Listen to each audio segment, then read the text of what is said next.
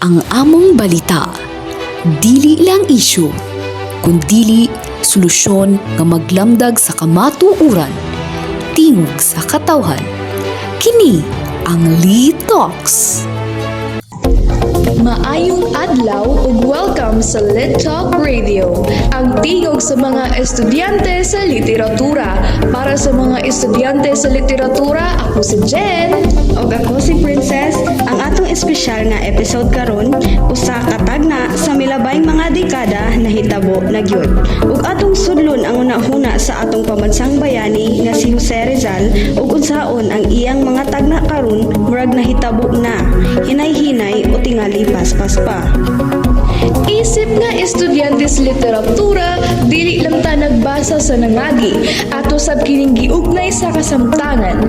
Niingon si Rizal kaniadto nga basin ug makabot nato ang kagawasang politikal. Pero mahimo gihapon kitang kontrolado sa ubang paagi, ilabi na sa impluwensya sa langyaw. Tan-awang palibot nato, global brands atong gisul-og, foreign shows atong gitan-aw, ug trends nga usahay makalimot na ta sa atong kaugalingong kultura.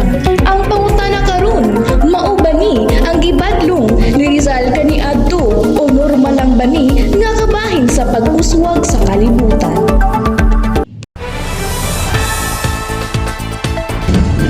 Ato pong gipangutana ang ubang literature majors dinhi sa universidad. Una nato nga makauban si Rona, first year lit major. Tinuod gyud si Rizal. Nag-ingon siya nga mahimot tang gawsanon pero mahimog gyapon tang kolonya sa paghuna-huna. Kung makita nato ang uban nga maulaw mo Filipino o mas pilion ang mga imported kaysa lokal tungod kay mas sosyal daw. Murag naa gyud ta sa gitagna ni Rizal. Sunod, nakig-istorya pud mi ni Kristen, usa ka first year student nga mahilig kaayo sa mga sinulat ni Rizal. Dili lang ni Rizal pasidaan, usasab kini kahagit para nato. Oo, ni uswag ta sa daghang paagi. Pero kung tugutan nato nga mapulihan sa langyaw ang atong kultura, para unsa pa man ang kagawasan nga atong nakabot.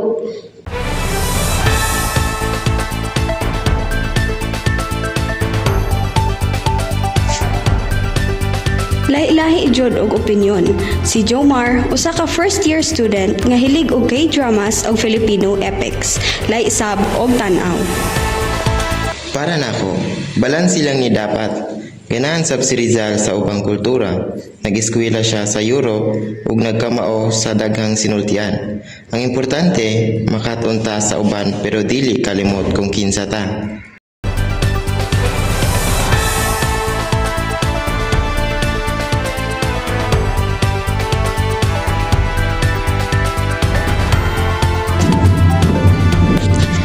Sa katapusan, naa si Leslie, usa ka freshman nga bag-o pa lang nakabasa sa Filipinas dentro de 100 anyos. Natingala gyud ko nga daghan kayog tagna si Rizal nga nagkatinuod karon. Nag-ingon siya nga kung dili ta magbantay, mahimo ra ta nga gawas nun sa ngalan lang. Makita nako karon sa dihang wala na tay suporta sa local writers o kung ang pagka-Filipino giisip nga boring o walay klase. Grabe no, ang mga tingog karon nagpamatuod nga ang mga ideya ni Rizal buhi gihapon. Dili lang sa libro, kundi sa atong adlaw-adlaw nga kinabuhi. Tingali, nahitabo na gyud ang iyang tagna, pero dili pasabot nga napakyesta. Di pasabot lang nga naapatay higayon nga buhaton ang sakto, pinaagi sa edukasyon, arte, ug syempre sa literatura. Misalig si Rizal nato og isip. Mga estudyante sa literatura, obligasyon nato nga mutabang sa ubang tawo nga maghuna-huna, magpamalandong o magpabiling garbo nga Pinoy. Maura kini ang atong episode sa Lit Talk Radio karong adlaw.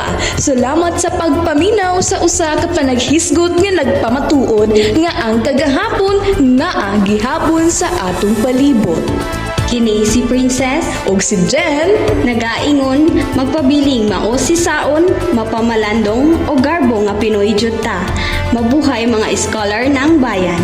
maayong buntag hangtod sa sunod.